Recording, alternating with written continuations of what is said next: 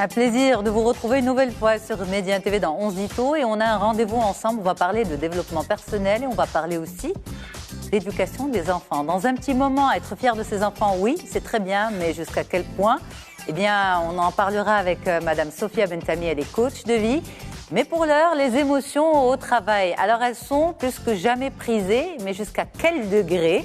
Jusqu'où peut-on aller avec ces émotions dans un environnement professionnel? On en parle tout de suite avec vous. Mona Strelli, comment ça va? Très bien, je te remercie. Vous êtes business coach et vous êtes DG de Coach to Win. C'est un plaisir de vous avoir. Comment ça va? Très bien, grâce à Dieu. Merci beaucoup pour l'invitation. C'est toujours un bonheur de vous revoir.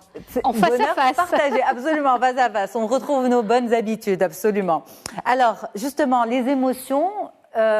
Avant, on ne parlait pas du tout d'émotions en milieu professionnel et au contraire, elles étaient complètement bannies.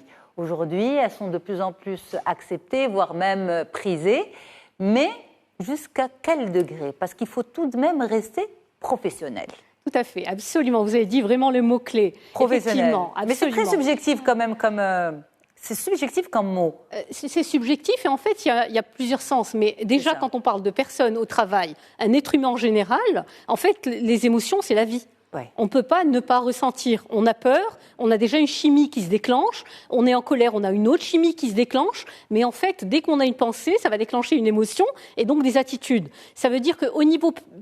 on va dire personnel, chez nous, on peut se permettre d'être soi-même, c'est-à-dire on peut se laisser aller peut-être à éprouver de la tristesse ou de la colère, mais au niveau du travail, dès que toutes les équipes rentrent, en fait, les interactions font que la cohésion sociale nécessite justement que le management prenne en charge la gestion de leurs propres émotions pour pouvoir gérer au niveau des différentes équipes les émotions. Pourquoi? Parce que la cohésion sociale est essentielle, la productivité est essentielle et on sait mieux que personne qu'auparavant nous n'en parlions pas. Mais à travers le monde, et quand on parle en fait de leadership, on sait très bien aujourd'hui que la gestion des émotions est un vecteur de productivité, de bien-être au travail. La gestion de ses propres émotions en tant que manager et la gestion des émotions de son équipe. Alors aujourd'hui, on parle beaucoup d'intelligence relationnelle. Mais moi, j'ai l'impression, et corrigez-moi si je me trompe, que c'est un petit peu un terme paravent pour parler d'émotions professionnelles. C'est-à-dire qu'on parle d'intelligence émotionnelle comme étant une nouvelle philosophie. Mais en fait, c'est juste pour dire aux gens, oui, vous pouvez parler de vos émotions jusqu'à un certain degré dans un environnement professionnel. C'est presque malsain. En fait, ce qui est malsain, c'est qu'effectivement, gérer les émotions jusqu'à ne jamais les exprimer, ça veut dire quelqu'un qui est toujours dans c'est-à-dire dans le contrôle. Dans le contrôle, le surcontrôle, dans un profil relationnel plutôt passif. C'est quelqu'un qui va garder ses émotions et du coup, qui sera amené à avoir des maux de dos, des maux de tête. Parce qu'en fait, les mots qu'on ne dit pas, ce sont des mots, en fait, internes MAUX, vous voyez. Mais justement, pourquoi on est arrivé à cela? C'est que, en fait, il y a eu des risques psychosociaux, il y a eu des burn-out, il y a eu des dépressions qui font que les émotions, quand elles sont trop intériorisées, d'une part, c'était des maladies. Mais en parallèle, imaginez que déjà l'émotion, c'est une énergie extraordinaire. Ce qui veut dire quoi? Ce qui veut dire que quand on arrive à la faire exprimer par les collaborateurs dans le cadre d'une équipe, elles peuvent donc être à l'origine d'idées novatrices, donc d'amener en fait les entreprises vers de l'innovation, vers de la présence au niveau du marché, de la compétitivité au niveau du marché. Donc ce sont vraiment des énergies qu'il est à même de pouvoir gérer. Mais imaginez un manager qui a du mal à gérer lui-même ses propres émotions, comment il peut être amené justement à gérer les énergies des autres, vous voyez? Mais alors dans le meilleur des mondes, on va imaginer, dans le meilleur des mondes, on va imaginer que le manager sait gérer ses émotions, est capable d'avoir plus ou moins une maîtrise de ses émotions. Mais en face, les collaborateurs ou l'équipe, c'est différentes personnes, c'est différents individus. Certains ont la maturité de la gestion des émotions, d'autres sont au contraire envahis par leurs émotions, mais c'est leur trait de caractère. Et justement, une personne, lorsqu'elle est envahie par ses émotions, qu'est-ce qu'elle avance comme argument? Elle dit, mais je suis comme ça, j'ai toujours fonctionné comme ça, c'est plus fort que moi. Dans un environnement professionnel, comment on gère une personne qui est souvent envahie par ses émotions? Justement, déjà, ce qui est sûr, tout à l'heure vous avez cité un terme qui est intelligence. Alors on sait très bien qu'au niveau des entreprises, un quotient intellectuel développé favorise l'analyse de données, mais en parallèle, vous avez aussi dorénavant, quand on parle d'intelligence, mais d'intelligence émotionnelle, on parle de plus en plus de quotient émotionnel. Ce quotient émotionnel, quelqu'un qui développe ce quotient émotionnel, et tout le monde le peut. Ce n'est pas une question en fait d'études, ce n'est pas une question de capacité de réflexion. Ce quotient émotionnel, tout le monde est à même de pouvoir le développer. Et c'est ce qui permet, d'après les études qui ont été faites auprès de plus de 200 entreprises par un psychologue qui est Daniel Goleman, donc depuis 1995, comme il a publié en fait son livre Emotional Intelligence. Et depuis, ce quotient émotionnel, on a démontré que en fait, ça favorisait le fait que tous les collaborateurs grimpaient, c'est-à-dire au niveau de la hiérarchie. Ça veut dire qu'ils avaient donc la capacité de pouvoir gérer dorénavant les équipes. Mais avant, peut-être qu'un burn-out va pousser une personne, chez elle ou peut-être au travail, à peut-être plus conscience, quand il y a par exemple la colère, à pouvoir exprimer à travers des mots, c'est-à-dire quelque chose qui est ressenti, qui est de la colère, mais que les mots qui vont être utilisés vont pouvoir exprimer peut-être une blessure qui est faite, peut-être quelque chose qui n'a pas été réparé. Vous voyez, donc la possibilité de passer à la colère, d'accord, à la prise de conscience de la colère en soi, d'accord, mais aussi de pouvoir la traduire c'est-à-dire en mots, MOTS. Voilà, exactement, et en démarche pour pouvoir favoriser une réparation. Ça permet vraiment, c'est-à-dire la gestion des relations avec les autres. Et c'est exactement cela, c'est-à-dire l'intelligence émotionnelle. En fait, l'idée des émotions, ce n'est pas les émotions qui dérangent, c'est la manière dont elles sont exprimées. Tout à fait. C'est-à-dire que si c'est une colère, c'est une colère et donc forcément, elle peut être ravageuse. Si c'est une joie, elle est excessive. C'est comment on traduit l'expression de l'émotion qui dérange dans un environnement professionnel.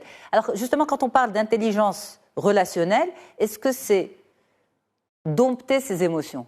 Alors l'intelligence, c'est-à-dire liée aux émotions, l'essentiel c'est déjà mieux se connaître.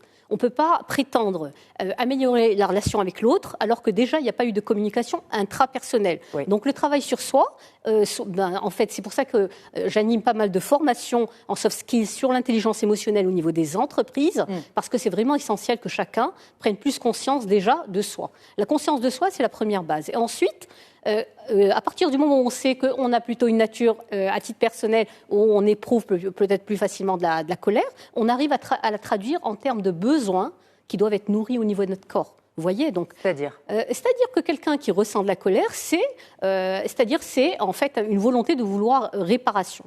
Donc ça veut dire qu'il y a des besoins essentiels qui peuvent être la justice, qui peuvent être l'équité, qui peuvent être l'intégrité, qui peuvent être l'éthique, qui ne sont pas nourris. Et au fur et à mesure de son activité au quotidien, chez lui, avec ses amis, au travail, s'il ne nourrit pas ces besoins essentiels qui sont des valeurs énergie, qui sont un peu c'est ce qui assoit en fait sa posture de personne, son identité, son équilibre, du moment qu'il ne prend pas conscience de lui-même et qu'il ne nourrit pas ses besoins, ça sera toujours en fait des poussées d'émotions, des poussées d'énergie, du largage comme ça d'énergie qui fait que la colère, elle est là. Vous voyez, le sport est un excellent canalisateur d'énergie. Vous voyez, c'est-à-dire que c'est pour ça que beaucoup d'entreprises financent en partie l'adhésion à des clubs de sport, que dans d'autres pays aujourd'hui, le sport est remboursé. Vous voyez, parce que ça permet de canaliser des énergies que, par exemple, quand on joue au foot, au basket avec d'autres personnes qui ont peut-être aussi d'autres statuts hiérarchiques au niveau de l'entreprise, ça permet aussi d'avoir une meilleure cohésion sociale, c'est-à-dire d'échanger, aussi de faire remonter ce qu'on appelle les signaux faibles. Ça veut dire qu'on sait très bien que depuis l'ère Covid, qui est déjà là depuis 2 ans, on sait très bien que parfois pour trouver une solution, les ordinateurs n'ont pas pu la trouver. Mais pour gérer peut-être des problèmes, par exemple, d'approvisionnement, pour gérer des problèmes stratégiques parce que quelqu'un était malade, il est resté chez lui, on a fait travailler les gens ensemble. Et dans ce management collaboratif, vous voyez, l'essentiel, c'est de mettre l'ego au frigo pour gérer l'ego des autres. Donc voilà, c'est une gestion des émotions, mais initialement, c'est déjà de comprendre quelles sont les émotions que nous ressentons, de mieux se connaître pour être à même, à travers la maîtrise de soi, qui peut être faite donc à travers le sport, les activités physiques. Et puis, il y a tellement d'activités qui permettent de canaliser cette énergie. Et c'est en fait ce qui permet, quand on gère son stress aussi, de pouvoir interagir avec les autres et d'être proactif, de parvenir à un résultat en fait qui est optimum. Vous voyez ? Parce qu'en fait, le souci avec les émotions, c'est autant, oui, elles sont importantes, oui, il faut les reconnaître, oui, il faut faire parler son émotion, mais autant peuvent être, lorsqu'elles s'expriment haut et fort, dévastatrices et toxiques pour l'environnement professionnel aussi. Oui, tout à fait, mais toxique déjà pour la personne soi, tout à fait. Qui exprime ses émotions. Imaginez, j'ai eu à coacher justement une personne qui souffrait de colère au niveau de l'entreprise, donc qui avait des problèmes personnels, mais quand il arrivait au travail, en fait, la colère était toujours là. Il l'entretenait en voiture, il arrivait, donc il n'avait pas... Parce qu'il y a quand même des techniques qui permettent tout de suite de décanter, de sortir de sa colère. Tout d'abord, c'est la respiration.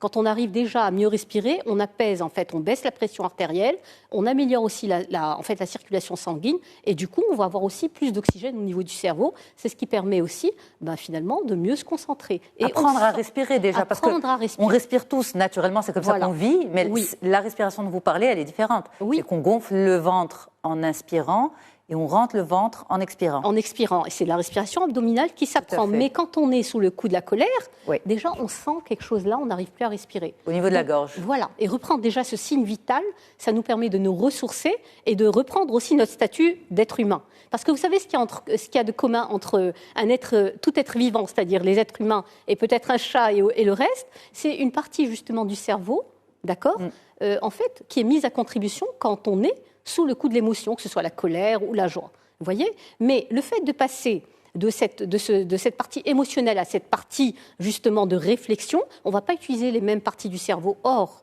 cette partie donc, qui s'appelle le cortex préfrontal et qui est située là, en fait, seul l'être humain l'a. Vous voyez ? Et on ne peut basculer entre les deux parties du cerveau qu'à partir de 18 ans. Pourquoi ? Parce que cette partie du cerveau n'est mature qu'à partir de 18 ans. Ce qui veut dire que les adolescents, on peut voir parfois qu'ils ont des accès de pleurs, ils sont en colère, ils peuvent prendre peut-être les clés de la voiture de leurs parents et peut-être même sans permis causer un accident. Parce qu'ils n'ont pas cette capacité de réfléchir, parce que leur cerveau, en fait, n'est pas à maturité. N'est pas à maturité. Et ça, c'est une belle découverte, justement, qui rassure beaucoup au niveau des neurosciences. C'est de se rendre compte que cette partie du cerveau n'est mature qu'à partir de 18 ans, voire d'autres disent même à partir de 24 ans. Tout à fait, absolument. Absolument. Et c'est-à-dire, excusez-moi de vous interrompre, mais le petit jeu, en fait, qui se travaille entre l'émotion et la réflexion, c'est justement la respiration qui le permet. Alors, en parlant de nos enfants, on va continuer la discussion tout de suite avec Sophia Bentami, justement pour parler de... Vous voyez, il y a beaucoup de parents souvent très fiers de leurs enfants, mais jusqu'à quel degré faut-il être fier de ses enfants et surtout leur exprimer, parce qu'il faut aussi garder peut-être cet équilibre. Enfin, je ne sais pas, moi je ne suis pas experte, je suis maman avant tout. Et donc je me pose souvent cette question, être fier de ses enfants, oui, mais jusqu'à quel degré, à partir de quel moment on leur rend plus service en leur disant « je suis fière de toi ». Eh bien, on pose la question dans un petit moment à Sophia Bentami. Merci beaucoup, Mona Sreli. Merci infiniment d'avoir été là. Avec plaisir. Et pour ceux qui viennent de nous rejoindre, donc on parlait d'émotions en milieu professionnel, mais pas que, avec Mona Sreli. Donc l'interview est disponible à nouveau sur mediantv.com. On continue tout de suite avec l'éducation des enfants.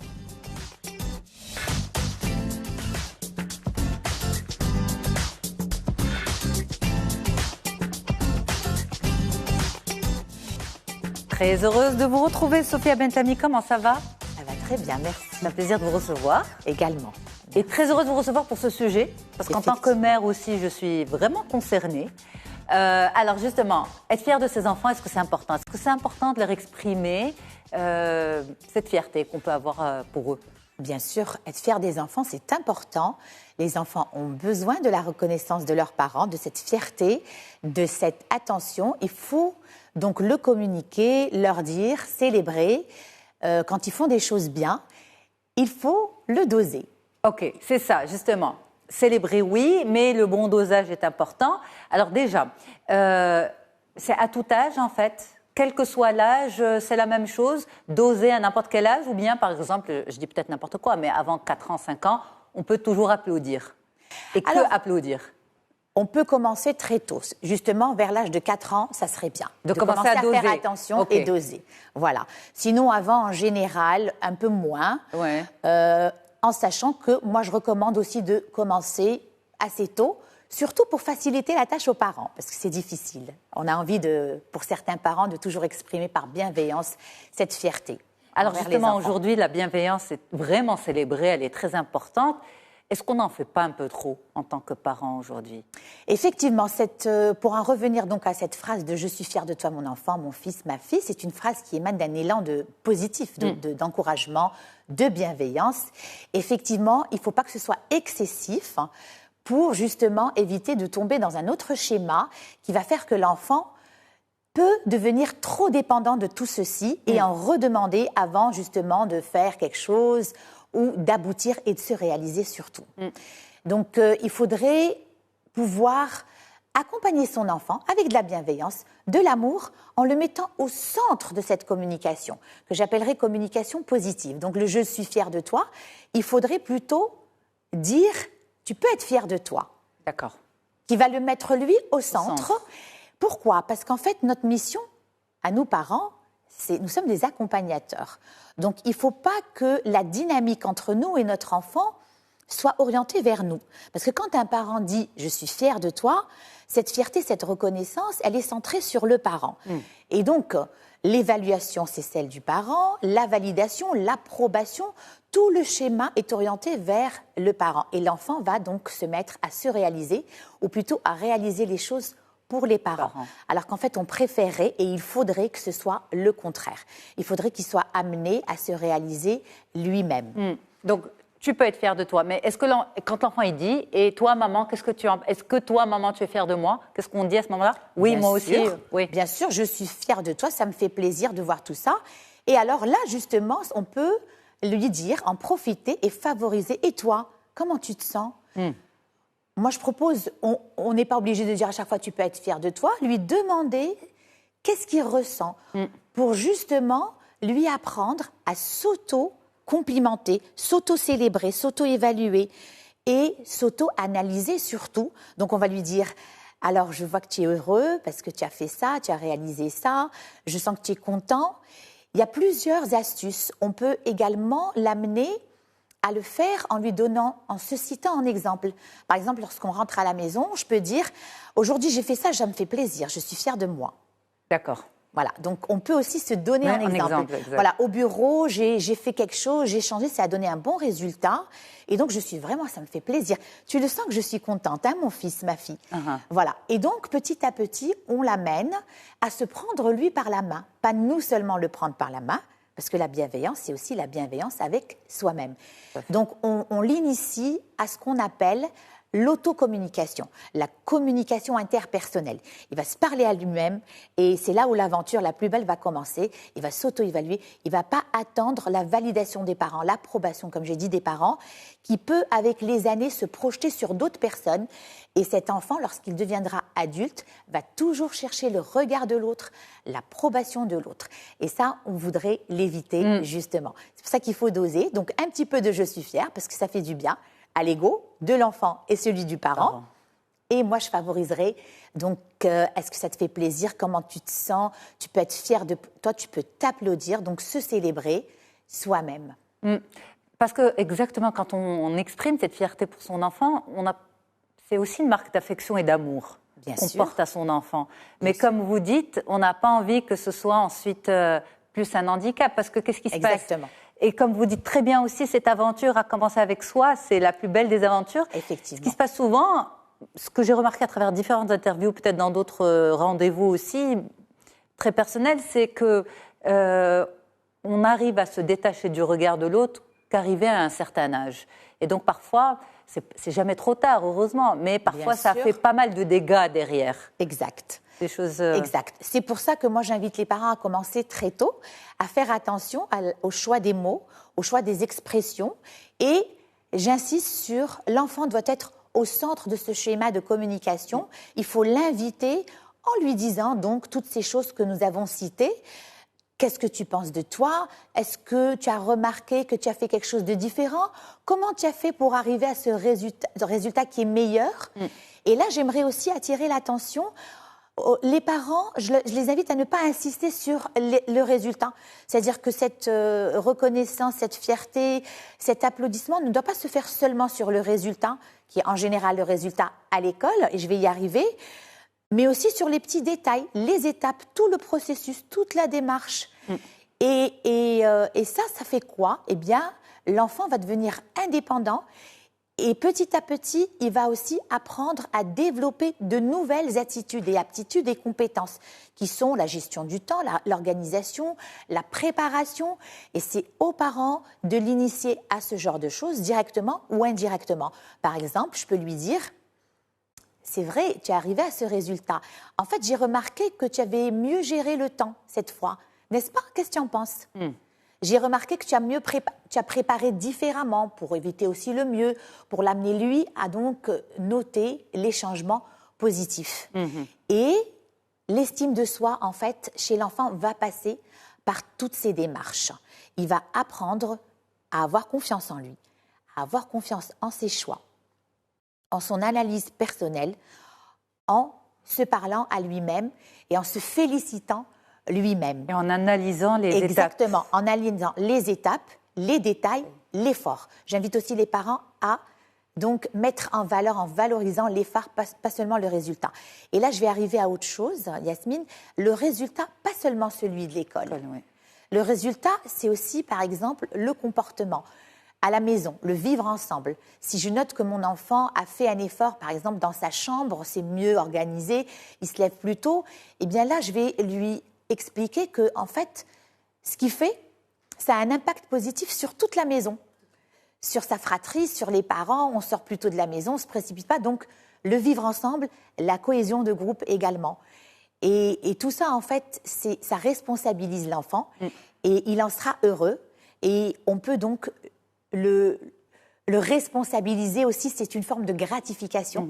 Lui donner une petite promotion à la maison, par exemple, lorsqu'il fait mieux les choses ou bien lorsqu'on note l'effort. Eh bien, vous dites promotion et pas récompense.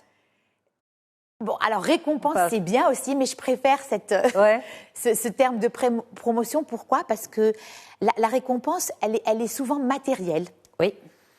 Alors que la petite promotion, je l'aimerais qu'elle soit dans le sens de la responsabilisation. Donc, lui donner accès à des choses qu'il ne fait pas. Par exemple, on ne le laisse pas toucher des choses parce qu'on a peur qu'il les casse ou on ne le laisse pas trop s'occuper de ses frères et sœurs. Donc, la responsabilité, il est grand.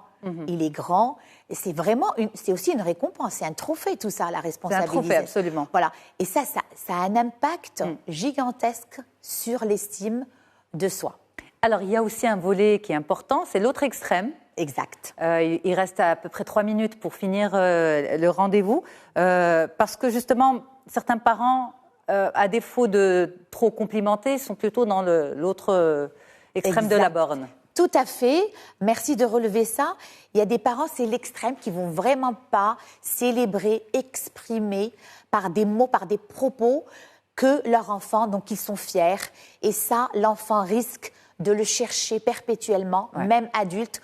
On rencontre des adultes qui ont des familles, qui ont eux-mêmes des enfants et qui continuent à essayer de faire plaisir, de chercher dans une lueur dans les yeux des parents un propos. Mais même parfois, pardon de vous interrompre, j'ai l'impression parfois même dans les yeux de leurs propres enfants. Exactement. Une approbation dans les yeux. C'est la projection. Bravo. Effectivement. Après, c'est eux les enfants, en fait. Ils vont chercher dans les yeux des enfants. Donc, ils vont inverser les rôles.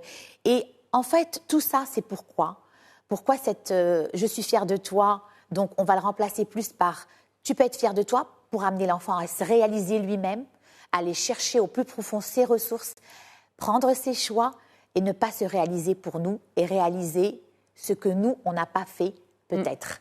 Donc ça, c'est très, très important. Et laisser cet enfant voler de ses propres ailes, parce qu'on peut le freiner dans sa réalisation avec trop de « je suis fière de toi ». Et juste ça peut freiner, ça peut être néfaste. Bien sûr, ça peut freiner parce que l'enfant, il va faire des choses que pour nous faire plaisir. Que pour entendre. Et donc, il va choisir ce qu'on a, nous, choisi, en fait. Tout à fait. Ce qu'on a, nous, validé. Dernière question. Quand votre propre enfant vous dit « je suis fier de toi », est-ce que c'est positif ou pas? Ah, c'est magnifique.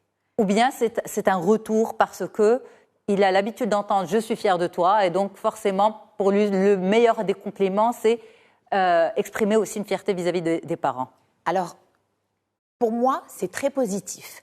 Parce qu'un enfant qui commence à parler comme ça à ses parents, c'est vraiment un enfant qui devient un adulte. Parce que ce qu'on a dit n'empêche pas que l'enfant doit aussi apprendre à avoir un regard sur la société. Donc, un enfant qui dit à ses parents « je suis fier de toi », c'est bien. Alors après, ça dépend pourquoi il va le dire aussi.